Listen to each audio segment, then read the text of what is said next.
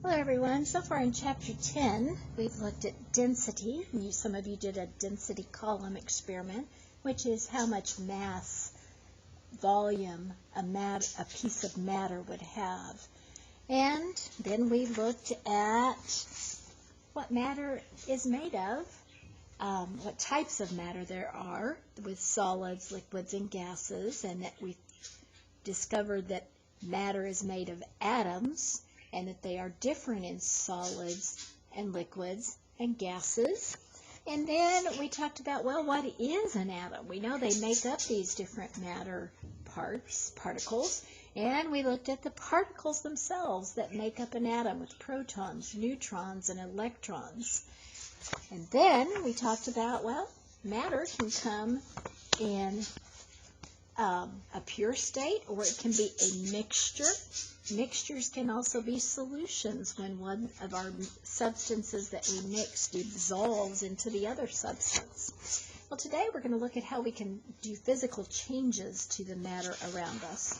If you would like to do this experiment, it's kind of a fun one. Maybe you've done something like this before, but check it out if you have time and would like to experiment with that.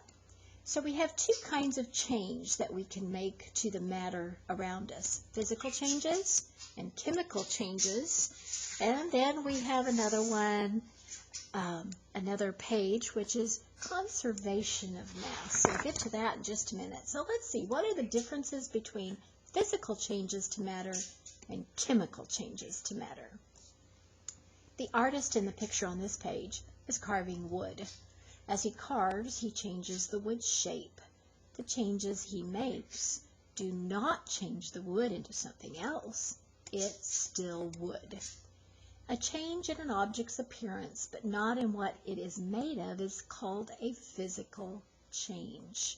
A log or block of wood can be sawed until nothing's left but a pile of sawdust, but the sawdust is still wood. A change in shape is one kind of physical change. Change in size is another kind of physical change. For example, a balloon will stretch when you blow it up. A change of state is also a physical change. Water is still water when it's ice or water vapor. Other examples of physical changes include pulling copper into a thin wire, cutting any substance such as hair, wood, a cake, breaking glass, inflating or deflating a basketball or soccer ball, drying wet clothes in a clothes dryer. So I have a balloon here. If I was to take my scissors out and make a little hole in this balloon, it wouldn't be a nice puffy red balloon anymore. If I pull this out and make a little hole right here, all the air leaves my balloon, but it's still a balloon. It's just not a nice, pretty, blown-up balloon anymore. That's a physical change because the balloon itself is still exactly what it was before. It just changes in physical change. Let's see if we can get back into focus to explore the chemical change. When you carve a piece of wood, you cause a physical change. The wood remains wood.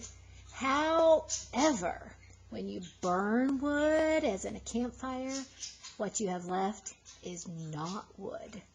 The molecules that make up wood join with oxygen molecules in the air.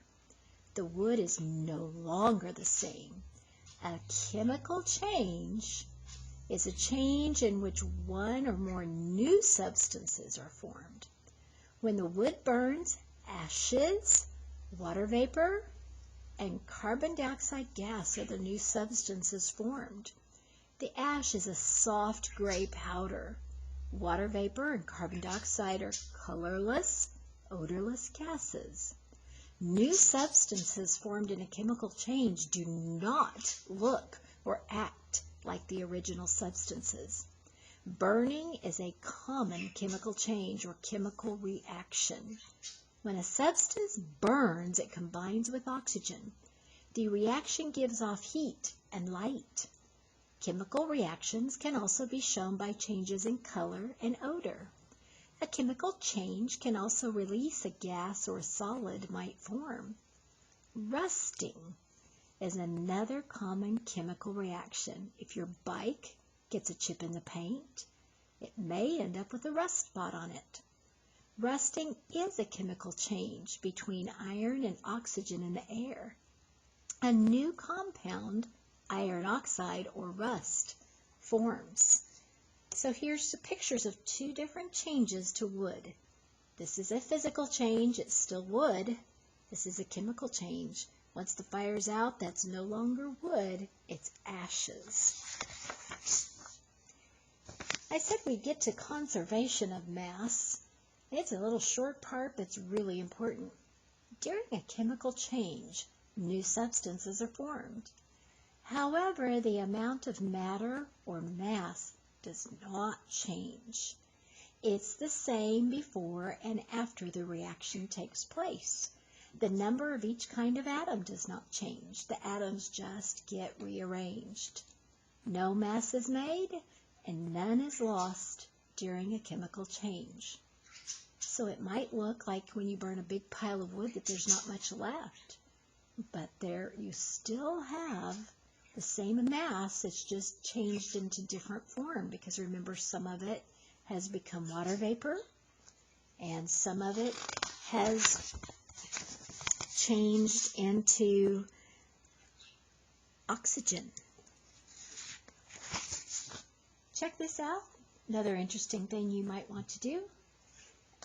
Kind of fun to do.